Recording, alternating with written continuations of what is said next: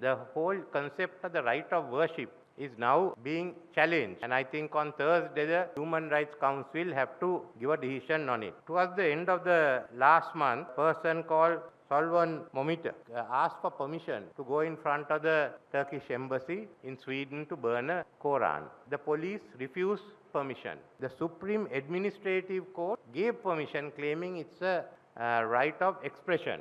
They applied, police acted on the basis it's on the right of worship. The Supreme Administrative Court said it is the right of expression. After the burning took place, there was a big outcry. Sweden got pressure from all the countries. We all had to deploy it. We all denounced it. Even Israel came out and said, you can't do this. This is a book concerning the God of Abraham and you can't be involved in it. So, but what did Sweden do? Sweden, of course, said the burning of a holy text is an offensive and disrespectful act and a clear provocation. But then they said constitutionally protected right of freedom and speech, assembly, expression has to be safeguarded. Now, on one hand, we are saying it's the freedom of worship that has been violated, and they say no, this is the freedom of expression, it should be safeguarded. As reactions came from government, some of the Western governments said this is freedom of expression. It comes under while they deplored that, they brought it under freedom of expression. So as a result, Pakistan has now gone before the human right to Geneva for the Human Rights Council and moved a motion that this is a violation of the international human rights law. That is being taken up on the 13th, the Thursday, in Geneva. Now, this is the question that is rising. We all treat this as a violation of the freedom of worship. But there is an attempt to bring this under freedom of expression. You can't bring everything under the freedom of expression. There has to be a limitation. But this seems to have been the Western line because some of the international NGOs are saying if this resolution is passed, it will be a setback to the West. This is not a question of West or East or North or South. It's a question of the right of worship which we've had. It's not a question of burning the Quran.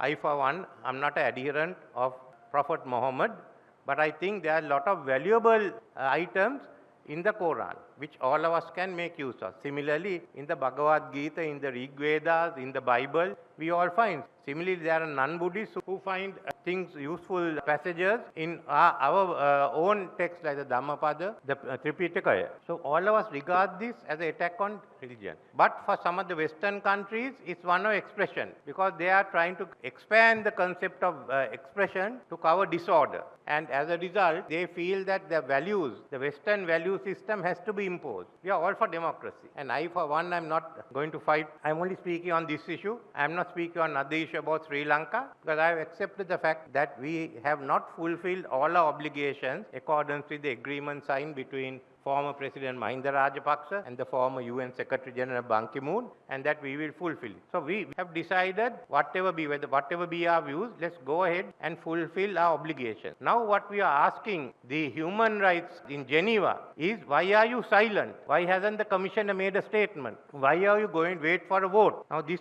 is an important issue for all of us. What is the value system we are going to follow? Our judicial power and our sovereignty comes from the people. But as a member of the UN, we have to follow the Declaration of Human Rights. But then, what is the value system we follow? We have so far followed whatever has been said by the Human Rights Council in Geneva. But now a question comes, it all depends on what position will they take. Your freedom of worship cannot be challenged. You can't give it another interpretation and cover the freedom of worship by the freedom of expression. The Human Rights Declaration was a result of President Roosevelt's 4 freedoms. In the first freedom was freedom of speech and expression. The second freedom, as he said, freedom of every person to worship God in his own way. Then he accepted the fact that people must be able to worship whichever way he said worship God. When it came to the declaration, it became religion and belief. So it's very, very clear if you look at what President Roosevelt has said, that this is a violation of the freedom of worship. If you're going to say that if you're going to excuse this act on the basis of freedom of expression, then basically you have to rewrite history about Adolf Hitler, who burnt all the books and many of the Jewish cathedrals and make him a Nobel Prize winner. So one of the two. So now we have come to this stage. Now what are we going to do? Well, let's look at what is going to take place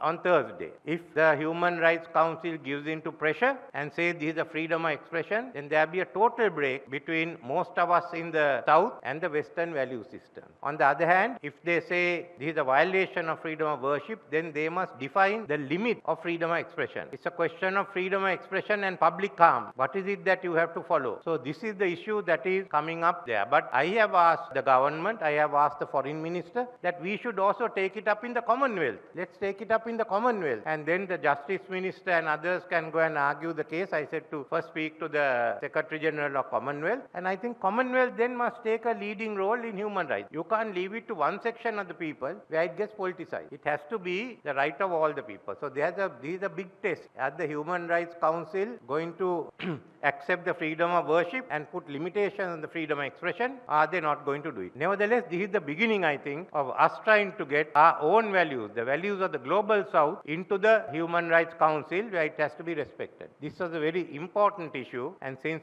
I have instructed the Foreign Ministry to go ahead and first to oppose it in Geneva, any attempt by the West to change it, to support the Pakistani resolution, and we as a country to take the first step with the Commonwealth, because as a country, we all know the Buddha said, treat every religious leader with respect. And that's all that we are asking for. So let's come to the forefront on this issue within the Commonwealth. And I thought, being among the Kalukot Karyas, I'll first tell them what we are going to do. So thank you very much.